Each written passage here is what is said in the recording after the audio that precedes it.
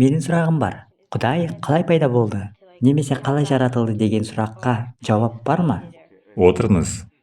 Біз сіздің қалай пайда болғаныңызды жақсы білеміз. Бірақ мен сізге бір нәрсе айтайын. Егер барлығы пайда болған болса, онда ештеңе мәңгілік емес. Солай ғой, Ештеңе мәңгілік емес. Егер ештеңе мәңгілік болмаса, онда барлығы қалай пайда болды? Түсінесіз бе? Осы тұжырымнан бастайық. Егер барлық нәрсе пайда болуы керек болса, демек барлық нәрсе бір жерден басталуы керекті.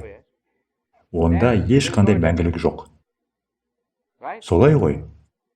Сонда ештеңе болмаған кезде қалай бір нәрсе пайда болды? Түсінесіз бе мәселені? Сондықтан сіз мәңгіліктен құтыла алмайсыз. Мәңгілік болуы керек.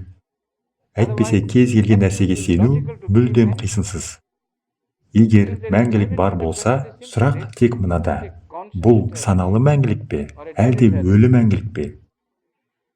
Біз өмірде ұйымдастырушылықты көреміз. Сондықтан мәңгілік саналы болуы керек. Өйткені өлі мәңгілік өмірге әкеле алмайды. Өмірге тек өмір әкеле алады. Жарайды ма? Рахмет, бұл жақсы сұрақ. Осы сұрақты қойғаныңызға көп рахмет. Ассаламу алейкум.